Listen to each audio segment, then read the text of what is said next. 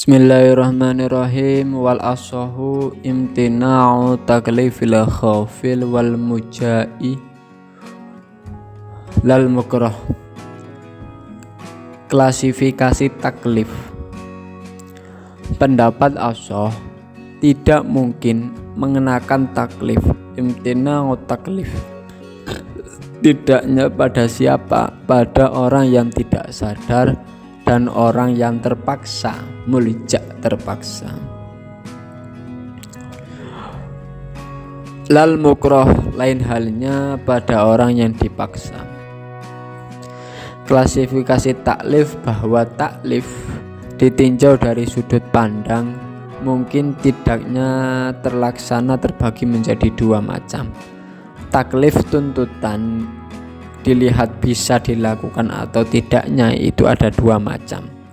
Pertama, takliful muhal adalah menuntut seseorang yang mana dia tidak mungkin dapat mengerjakan tujuan taklif, belas nggak iso, seperti menuntut mayit atau benda tidak bernyawa. Lah, menurut pendapat asah, taklif semacam ini tidak diperbolehkan. Bodoh, barang mati ya dituntut. Itu muhal.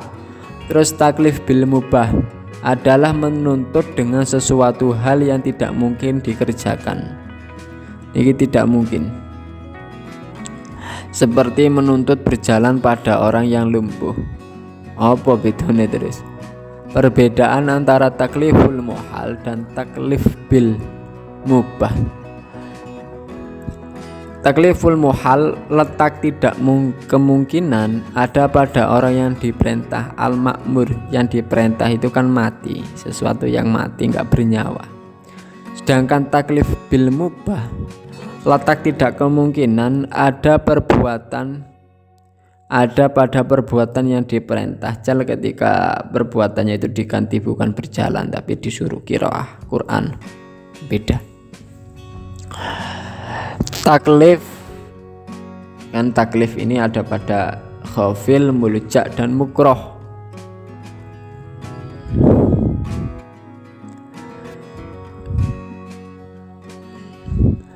Khawfil itu apa? Al-khawfil yaitu orang yang tidak mengerti atas taklif, seperti orang yang tidur dan orang lupa. Hal ini dikarenakan tujuan dari taklif adalah pelaksanaan atau dasar kepatuhan. Pelaksanaan atas dasar kepatuhan. Lah, di mana hal ini terikat dengan syarat harus mengetahui adanya tuntutan kepatuhan. Dilakoni juga patuh, itu kan harus sadar. Sedangkan khawfil tidak mengetahui hal tersebut, sehingga dia tidak mungkin dikenai tuntutan. Mulja itu orang yang dalam keadaan sadar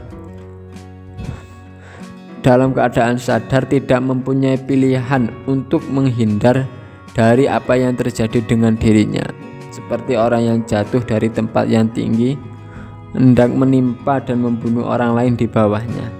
Maka dia tidak ditaklif atas apa yang akan mengenai dirinya, juga atas kebalikannya, karena dia tidak mampu melakukannya. Mulja itu caranya doruri, kepeksa secara alamnya. Kayak wong tiba terus nangis rene bayi, kok ketibanan cepet, iku wajib ngenu enggak? Ora, karena dia tidak bisa menghindar. Dia sadar tapi dia tidak bisa menghindar. Dia ingkar bi kalbi gitu. Al-mukrah adalah orang yang tidak mempunyai pilihan atas apa yang dipaksakan pada dirinya, kecuali dengan bersabar menerima sesuatu yang diancamkan kepadanya. Beda. Kalau mulja itu terpaksa, kepeksa. Mukrah itu dipaksa, ada tuntutan, dipaksa. Itu harus bisa membedakan. Menurut mazhab Asy'ariyah, sebagai mazhab yang asah dalam pendapat ini, al-mukrah dikenai taklif atas sesuatu yang dipaksakan atau kebalikannya, karena dia dinilai mampu menjalankan taklif tersebut, yakni dengan melaksanakan perkara yang dipaksakan sesuai dengan tuntunan syarak. Seperti seorang yang dipaksa menunaikan zakat, kemudian dia berniat zakat saat hartanya diambil, atau melakukan kebalikannya dan bersabar atas perkara yang diancamkan kepadanya, meskipun syarak tidak menuntutnya bersabar. Seperti seseorang yang dipaksa minum khamr, kemudian dia menolak dengan risiko mendapatkan siksaan yang diancamkan. Pendapat mukhtar, kaul mukhtar terdapat rincian. Rincian yang pertama adalah masalah mukroh ini, perbuatan yang tidak dihalalkan sebab dipaksa. Perbuatan yang tidak dihalalkan sebab dipaksa, seperti membunuh, zina, dan sodomi, maka seorang dituntut meninggalkannya. Mukroh tapi tidak halal ketika dipaksa. Contoh kon mateni ya tetap enggak gelem. Kedua, dihalalkan sebab dipaksa dan wajib dilakukan, seperti merusak harta orang lain, maka dia dituntut untuk melakukannya. Merusak itu enggak boleh, tapi ketika dipaksa mukroh, dia halal. Ketiga, perbuatan yang dihalalkan sebab dipaksa namun tidak wajib dilakukan, seperti mengucapkan kalimatul kufur dan minum khamr, maka dia tidak dituntut melakukan atau meninggalkannya.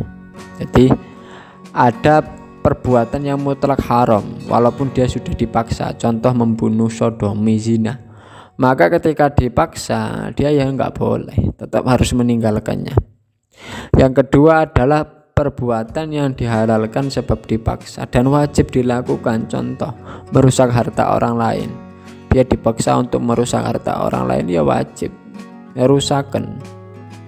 Yang ketiga, dihalalkan sebab dipaksa, itu halal tapi tidak wajib, contoh mengucapkan kalimatul kufur, dipaksakan kafir, atau dipaksakan minum khamr, maka dia boleh memilih arep ngucap apa ndak.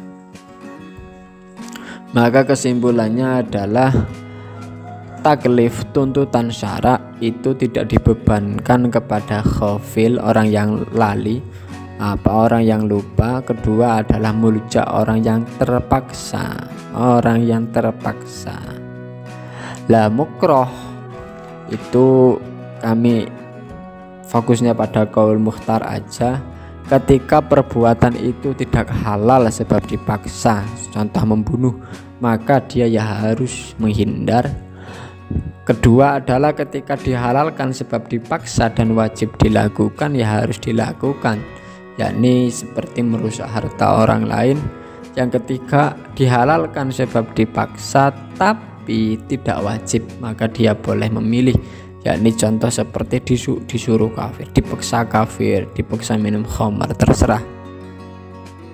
Itu kesimpulannya, yakni al-khafil al-mulja, tidak ada tuntutan, tapi al-mukroh itu dibagi menjadi 3 klasifikasinya. Sekian.